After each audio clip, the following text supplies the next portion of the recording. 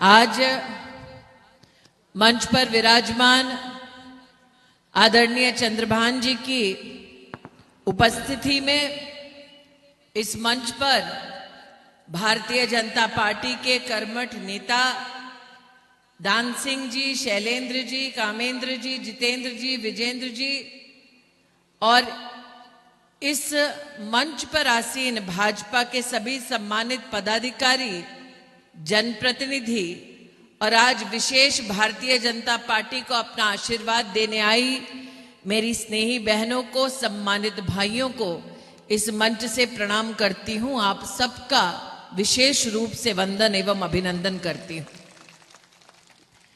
लखन जी, आप किस्मत वाले हैं। बैठे बैठे बैठे। किस्मत वाले हैं क्योंकि आप चंद्रभान जी के सानिध्य में बैठे हैं।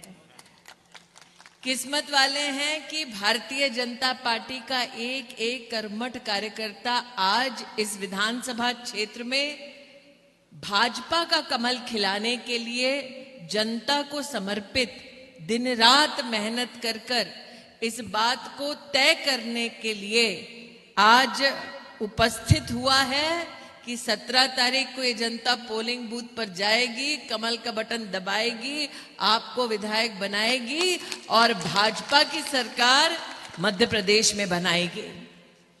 किस्मत ये भी कि आप राम भक्तों की पार्टी के लखन हैं और लखन का काम होता है कि वो राम की छत्र छाया में मां सीता के संरक्षण में समर्पित रहता है। और आज सीता स्वरूपा मेरी बहनें यहाँ पर विराजमान है, तो इस भाई की ओर से आपको आज आश्वस्त करती हूँ कि जैसे लखन भैया ने अपनी सीता मैया के सानिध्य में रहकर प्रभु राम की सेवा की, उसी प्रकार से हमारे ये लखन आगामी 5 वर्ष आपकी सेवा में समर्पित रहेंगे। जब प्रभु राम का उल्लेख होता है तो मैया शबरी का भी उल्लेख होता है, निषाद राज का भी उल्लेख होता है। रघुवंश अपने आप में मर्यादा को भी कहीं ना कहीं अपने संस्कारों के माध्यम से अलंकृत करता है, लेकिन साथ ही रघुवंशी जो हैं वो इस बात के लिए पूरे विश्व में जाने जाते हैं कि रघुकुल रीत सदा चली आई, प्राण जाई पर वचन न जाई। इसलिए आज उसी परंपरा में लखन जी ने इस मंच से आपको जो जो वादे किए, ये हमारा विश्वास है कि एक एक वादे को वो निभाएंगे। जब 17 तारीख पर आप पोलिंग बूथ पर आएंगे, कमल का बटन दबाएंगे और लखन भैया को अपना विधायक बनाकर प्रदेश में भाजपा की सरकार बनाएंगे। कुछ लोग शायद इस बात को सुनकर स्तब्ध होंगे कि मैं रघुकुल रीत की बात करती हूं और लखन भैया जिस समाज से हैं उस समाज से आज कई प्रतिष्ठित लोग यहां पर लखन जी को भी अपना आशीर्वाद देने आए हैं। आज इस मंच पर या मंच के सामने जो भी व्यक्ति उपस्थित है वो मात्र इस बात के साथ इस सभा में उपस्थित हुआ है कि वो आज न सिर्फ मध्य प्रदेश, न सिर्फ चौराई, बल्कि भारत के नवनिर्माण में अपनी भूमिका को, अपने सहयोग को, अपने योगदान को सुनिश्चित करने के लिए यहां पर उपस्थित हुआ है। ये मात्र एक विधानसभा का चुनाव नहीं है, ये मात्र एक क्षेत्र का चुनाव नहीं है, ये युद्ध है, बिगुल बजा है अधर्म और धर्म के बीच। और तय आपको करना है कि आप किसके पक्ष में हैं, धर्म के पक्ष में या अधर्म के पक्ष में। धर्म वो जो एक मुख्यमंत्री को ये संस्कार दे कि नवरात्र के पावन उत्सव पर वो हमारी लाडली लक्ष्मी के चरण वंदन करे और कंजक की वो पूजन करके उस लक्ष्मी के माध्यम से आशीर्वाद पूरे प्रदेश को दिलवाए। अधर्म वो इस लक्ष्मी स्वरूपा के पूजन को ढोंग कहे, पाखंड कहे और न सिर्फ उस बिटिया का अपमान करे, बल्कि साथ ही हिंदू धर्म के संस्कार का अपमान करे। इसलिए आज आपको तय करना है कि क्या आप उनके साथ हैं जिन्होंने गरीब की लाडली को लक्ष्मी के रूप में कभी नहीं पूजा, या उनके साथ हैं जिन्होंने जब भी सत्ता पाई तब लाडली के रूप में, लक्ष्मी के रूप में गरीब परिवार की बेटियों का सम्मान किया और उनका आर्थिक सशक्तिकरण किया, हिंदू धर्म के संस्कार का अपमान करे। इसलिए आज आपको तय करना है कि क्या आप उनके साथ हैं जिन्होंने गरीब की लाडली को लक्ष्मी के रूप में कभी नहीं पूजा, या उनके साथ हैं जिन्होंने जब भी सत्ता पाई तब लाडली के रूप में, लक्ष्मी के रूप में गरीब परिवार की बेटियों का सम्मान किया और उनका आर्थिक सशक्तिकरण किया। हम सब जानते हैं कि गरीब के घर जब कन्या जन्म लेती है तो हमारे देश ने, इस प्रदेश ने वो माहौल भी देखा जब माता पिता इस बात से चिंतित रहते कि बेटी को पढ़ाएं कैसे, बेटी को आगे बढ़ाएं कैसे, बेटी का ब्याह कैसे करवाएं। एक एक रुपया बेटी के जन्म से ही माता पिता गरीब परिवार में जोड़ने लगते। मैं आज उनकी अनुपस्थिति में ही सही चंद्रभान जी, शिवराज सिंह चौहान जी का विशेष आभार व्यक्त करती हूं। हमारे देश के इतिहास में पहली बार एक ऐसे मुख्यमंत्री बने जिन्होंने कहा कि अगर राष्ट्र की उन्नति करनी है, प्रदेश की उन्नति करनी है, तो गरीब के परिवार में जब बेटी जन्म ले तो वो उत्सव के रूप में मनाया जाए। और आज लाडली लक्ष्मी योजना के तहत मात्र उस एक कार्य की वजह से मध्य प्रदेश में 40 लाख से भी ज्यादा गरीब परिवार की बेटियां लखपति बन चुकी है। दिल पर हाथ रखकर एक बार विचार करिए, कांग्रेस पार्टी ने क्या कभी भी किसी गरीब घर की बेटी को लखपति बनाया है? शिवराज सिंह जी का अभिनंदन, भारतीय जनता पार्टी मध्य प्रदेश की इकाई का अभिनंदन कि उन्होंने मात्र बेटी को लक्ष्मी के रूप में नहीं पूजा, अब तो बहना भी पूजी जाती है। बैंक खाते में 1250 रुपया पाती है और आप 17 तारीख को पोलिंग बूथ पर आएंगे, कमल का बटन दबाएंगे और शिवराज जी ने, भाजपा ने ये संकल्प लिया है कि वो 1250 रुपया 3000 रुपया हो जाएगा जब बहनों के माध्यम से मध्य प्रदेश में कमल का फूल खिलाया जाएगा। आज हम सब यहां पर लखपति बेटी, लखपति दीदी की बात करते हैं, लेकिन यह भी सत्य है कि वर्षों वर्ष पहले भारतीय जनता पार्टी के नेतृत्व ने यह संकल्प लिया था कि हम गरीबी से मुक्त कराएंगे उन परिवारों को जो दिन रात मेहनत करते हैं, दिन रात संघर्ष करते हैं। आज हम डंके की चोट पर कहते हैं कि मात्र 5 वर्षों में शिवराज जी ने, भाजपा की सरकार ने 1,36,00,000 प्रदेश के निवासियों को गरीबी से मुक्त किया।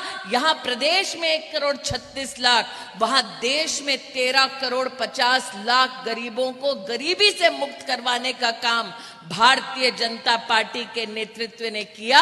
और ये मेरा विश्वास है कि वो व्यक्ति जो गरीबी से जूझ रहा था, जो मोदी और शिवराज जी की वजह से गरीबी से मुक्त हुआ, वो व्यक्ति 17 तारीख को पोलिंग बूथ पर जाएगा, कमल का बटन दबाएगा और भाजपा की प्रदेश में सरकार बनाएगा। मैं आज चंद्रभान जी से जब चर्चा कर रही थी, मैंने कहा भाई साहब कांग्रेस पार्टी वाले क्या कटाक्ष कर रहे हैं? चंद्रभान जी ने कहा बेभान हो गए हैं, समझ नहीं आ रहा कि बोले तो क्या बोले, क्योंकि बहनों के पास जाते हैं तो बहनें पलट के कहती हैं हमसे ना कहो, हम तो लाडली बहना है। बेटियों के पास जाते हैं तो बेटियां पलट कर कहती हैं हमसे ना बोलो, हम तो लाडली बेटी हैं। तो जाएं तो कहां जाएं? तो कटाक्ष वो ये करते हैं कि नरेंद्र मोदी और भारतीय जनता पार्टी की सरकार ने कुछ नहीं किया। यही कहते हैं ना कांग्रेस के नेता। आज हम भारतीय जनता पार्टी के कार्यकर्ता डंके की चोट पर कहते हैं कि देश में 3 करोड़ गरीबों के लिए अगर घर किसी नेता ने बनाकर उन्हें दिया तो उस नेता का नाम नरेंद्र दामोदर दास मोदी है। तुम में दम है तो गांधी खानदान का हिसाब आज बताकर दिखाओ।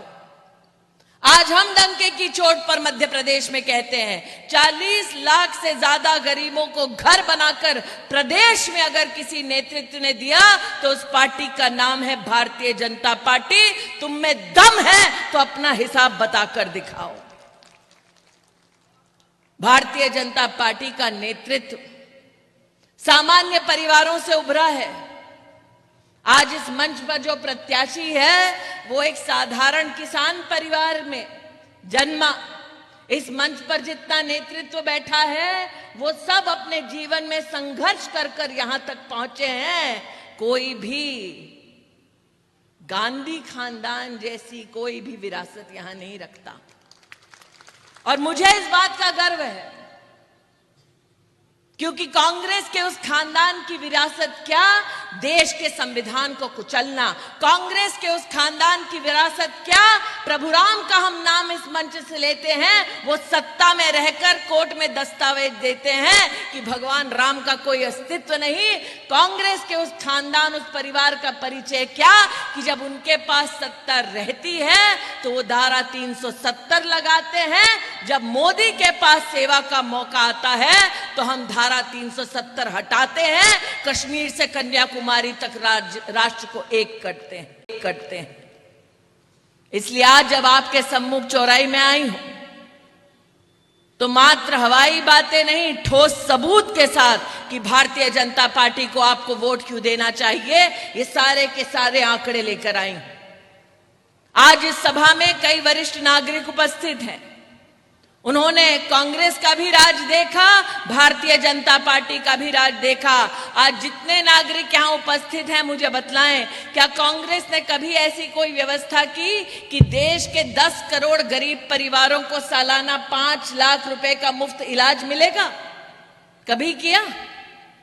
आज मध्य प्रदेश में 3 करोड़ 62 लाख आयुष्मान कार्ड अगर किसी ने बांटा, 5 लाख रुपए के मुफ्त सालाना उपचार की अगर व्यवस्था किसी ने की तो उस पार्टी का नाम है भारतीय जनता पार्टी और उस नेता का नाम है नरेंद्र दामोदर दास मोदी। अरे हम लाडली बेटी को, लक्ष्मी को हम लखपति बेटी कहते हैं। हमारी पार्टी के सानिध्य में मध्य प्रदेश में अगर बिटिया दिव्यांग हो, विवाह करना चाहती है तो ऐसी गरीब दिव्यांग बेटी को हमने 55,000 रुपये का भी आशीर्वाद दिलवाया है, सहायता दिलवाई है। आज पूरे प्रदेश में 6,10,000 ऐसी बेटियां हैं हमारी जिन्होंने कन्यादान का आशीर्वाद भारतीय जनता पार्टी के नेतृत्व की वजह से पाया है। हमारे संस्कारों में, हमारी सभ्यता में इस बात का उल्लेख है कि कन्यादान से बड़ा कोई दान नहीं होता। मैं आज पूछती हूं, जब कांग्रेस के पास सत्ता थी, क्या उन्होंने कभी भी गरीब की बेटी के कन्यादान की व्यवस्था की? नहीं की।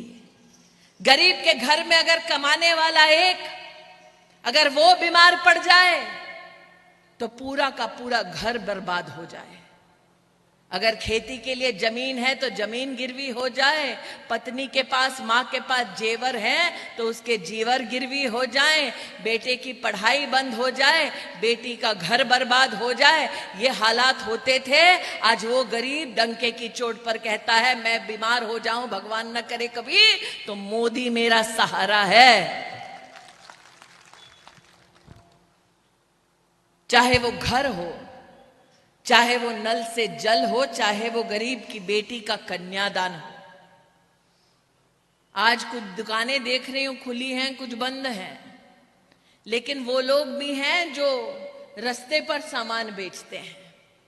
कांग्रेस के राज में फोन से बड़ा बड़ा व्यापारी, बैंक को फोन लगाया जाता था, बैंक से कहा जाता था बड़े व्यापारी को जिसकी बड़ी बड़ी इंडस्ट्री है उसको लोन दिया जाए। आज मोदी आदेश देते हैं रेडी पटरी वालों को बैंक से समर्थन मिलना चाहिए। आज मध्य प्रदेश में 11 लाख हमारे नागरिकों को स्वनिधि का सम्मान मिला है और ये 11 लाख लोगों ने, रेहड़ी पटरी वालों ने प्रधानमंत्री के माध्यम से जो सहायता पाई है वो 1300 करोड़ रुपए की सहायता पाई है सिर्फ रेहड़ी पटरी वालों ने।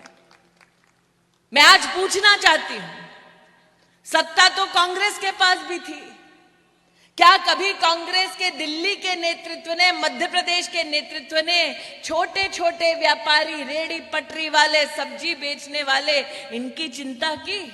कभी नहीं की। वो चिंता करने वाले नेता का नाम है नरेंद्र मोदी, चिंता करने वाली पार्टी का नाम है भारतीय जनता पार्टी। चंद्रभान जी से मैं बात कर रही थी, मैंने कहा भाई साहब आपका तो गौरव है, आप पूर्व में मंत्री रहे और ऐसी ऐतिहासिक इकाई के मंत्री रहे जिसने मध्य प्रदेश में सुखद परिणाम दिए। आपने तो कृषि विभाग भी संभाला।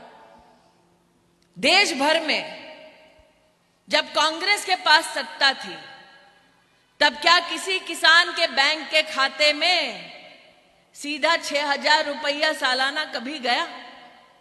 नहीं गया। मोदी की आपने सरकार बनाई तो 6,000 रुपया किसान सम्मान निधि का बैंक के खाते में आना शुरू हुआ। भारतीय जनता पार्टी की प्रदेश में सरकार बनाई तो 6,000 रुपया शिवराज जी ने देना शुरू किया। आज पूरे देश में एकमात्र प्रदेश है मध्य प्रदेश जहां 12,000 रुपया सालाना भारतीय जनता पार्टी की वजह से आपके बैंक के खाते में आता है। आता है कि नहीं आता?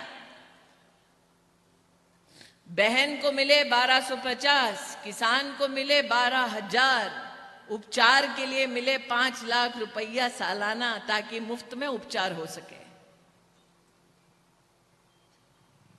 घर दिया लेकिन जमीन भी दी। मुख्यमंत्री आवासीय भू अधिकार योजना के अंतर्गत पूरे प्रदेश में 1,25,000 गरीबों को पट्टा भी मिला। कांग्रेस पार्टी में दामाद है जो किसान की जमीन खा जाता है, यहां शिवराज है जो किसान को जमीन बांटता है पट्टा। ये फर्क है।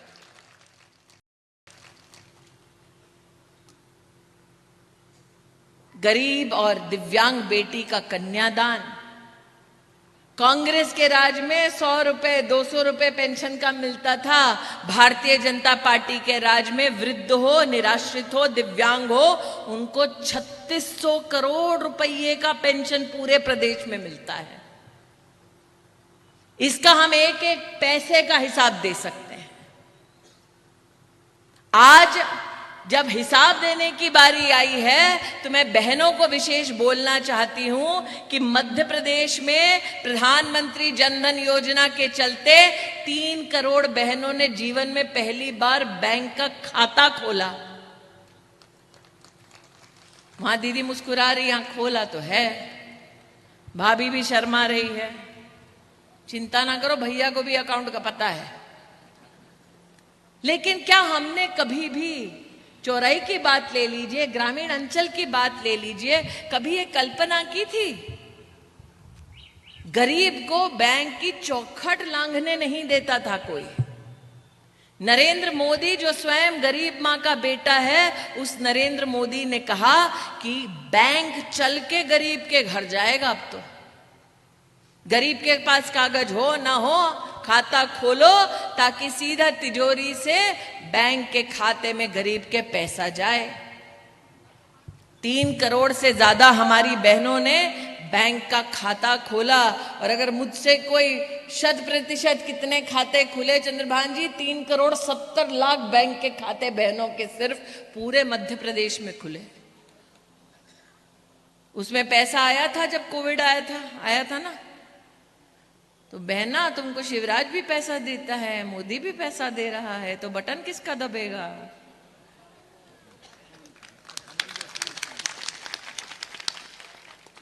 ये पहली सरकार है जिसने ये समझा कि गरीब मां जब गर्भवती होती है तो अपना पेट काट के परिवार को खिलाती है, और उस मां की चिंता करते हुए प्रधानमंत्री जी ने कहा 6,000 रुपया गर्भवती बहन के बैंक के खाते में डालो। मध्य प्रदेश में 40 लाख से ज्यादा बहनों को 1600 करोड़ रुपया गर्भवती की अवस्था में मिला है प्रधानमंत्री के खाते से। लेकिन साथ ही संबल योजना चली मध्य प्रदेश में, जिसमें प्रसव से पहले 4,000, प्रसव के बाद 12,000, 16,000 रुपया मिला है गरीब महिला को। वो महिला फिर क्या कांग्रेस के यहां जाएगी? वो तो फूल का ही बटन दबाएगी। सही बोल रहे हैं दीदी?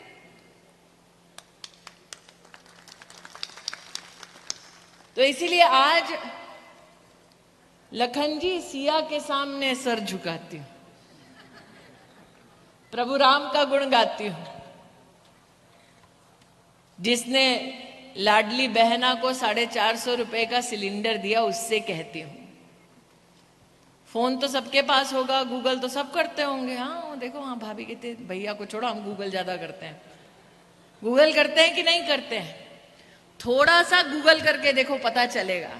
जब केंद्र में कांग्रेस के पास सत्ता थी, जनवरी 2014 में, जब सोनिया जी रिमोट से सरकार चलाती थी, तब सिलेंडर का दाम था 1240 रुपया।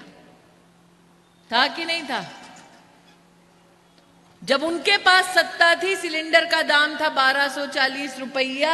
जब भाजपा के पास सत्ता है तो मध्य प्रदेश में सिलेंडर है 450 रुपया। अब तय आपको करना है, सरकार आप किसकी बनाने वाले हैं? 17 तारीख को पोलिंग बूथ पर आने वाले हैं, कमल का बटन दबाने वाले हैं, लखन भैया को जिताने वाले हैं और मध्य प्रदेश में भाजपा की सरकार बनाने वाले हैं। युवा मोर्चा के हमारे साथी ने कहा कि भारतीय जनता पार्टी के कार्यकर्ता और देश के राम भक्त वर्षों वर्ष उपहास का केंद्र बने। वर्षों वर्ष संघर्ष हमारा चला, लेकिन ये वर्षों वर्ष का संघर्ष अभी का नहीं है, 500 साल पुराना संघर्ष है। हमारे समाज ने 500 साल इंतजार किया और समाज में एकजुटता हुई। जाति चाहे हमारी कोई भी क्यों ना हो, राम भक्तों ने एक दूसरे को जाति के नाम पर बांटा नहीं, धर्म के नाम पर धैर्य दिखाया। दिखाया कि नहीं दिखाया? कांग्रेस की हिम्मत देखिए। जब मैडम के हाथ में रिमोट था तो उन्होंने दस्तावेज दिला दिया कि प्रभु राम का कोई अस्तित्व नहीं था। जब मैडम के हाथ में रिमोट कंट्रोल था तब उनने कह दिया राम सेतु नाम की कोई चीज नहीं थी। और अब मंदिर मंदिर घूम रहे हैं, सब घूम रहे हैं कि नहीं घूम रहे हैं? मंदिर मंदिर घूम रहे हैं। और भैया हम तो अमेठी से हैं, कभी कभी वहां आके नमाज भी पढ़ लेते हैं।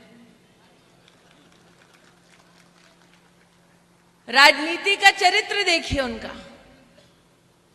आज मंदिर मंदिर घूम रहे हैं, कल अमेठी में चुनाव होगा, वहां आकर नमाज भी पढ़ लेंगे। जो धर्म को झुठला दे भैया, वो जनता से क्या सच्चा रिश्ता निभा पाएगा। इसलिए नागरिक 17 तारीख को पोलिंग बूथ पर आएगा, राम का नाम लेकर कमल का बटन दबाएगा, भाजपा की सरकार बनाएगा, ये मेरा विश्वास है। चंद्रभान जी, मैं तो स्तब्ध थी। ये जो घूम रहे थे कहते हुए कि तारीख नहीं बताओगे, तारीख नहीं बताओगे, धड़ल्ले से सब राम भक्तों ने कह दिया सुन ले भैया तारीख, 22 जनवरी को 2024 को प्राण प्रतिष्ठा होने वाली है। फिर देखा कोई कांग्रेसी बोला हमको नहीं बुलाओगे। प्रभु की लीला देखिए। जिस भगवान के अस्तित्व पर प्रश्न चिन्ह लगाते थे, अब उसी भगवान के प्राण प्रतिष्ठा जब मूर्ति के हो रही है तब वो मांग रहे हैं सामने से हमको बुलाओ, हमको बुलाओ। अरे जाओ, शीश झुकाओ, माफी मांगो।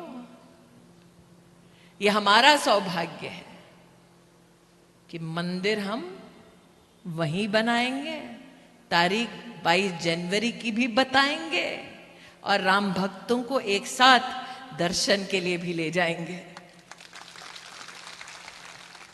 इसलिए आपके धैर्य के लिए, आपकी आस्था के लिए इस मंच से आपको प्रणाम करती हूं, आपका वंदन एवं अभिनंदन करती हूं और पुनः आपसे कहती हूं कि ये वोट किसी राजनीतिक दल के लिए नहीं, अपने लिए डालो। महिला हो, अगर 1250 रुपया मिल रहा है लाडली बहना योजना के तहत, 3000 चाहती हो तो भाजपा को वोट दो। गरीब परिवार में किसान हो, अगर 12,000 रुपया अपने खाते में चाहते हो तो भाजपा को वोट दो। अगर वो परिवार है जो प्रधानमंत्री आयुष्मान भारत योजना के अंतर्गत सालाना 5 लाख रुपए चाहता है तो भाजपा को वोट दो। अगर लाडली लक्ष्मी बेटी के नाम से पूजा जाना चाहती है तो वो परिवार भाजपा को वोट दे। और अगर कश्मीर से कन्याकुमारी तक राष्ट्र को एक वोट से आप जोड़कर रखना चाहते हो तो भाजपा को वोट दो। अगर प्रभु राम के भक्त हो तो भाजपा को वोट दो। आज आपके चरणों में यही निवेदन प्रस्तुत करते हुए अपनी वाणी को विराम देती हूं। जय हिंद, जय भारत। बोलो भारत माता की।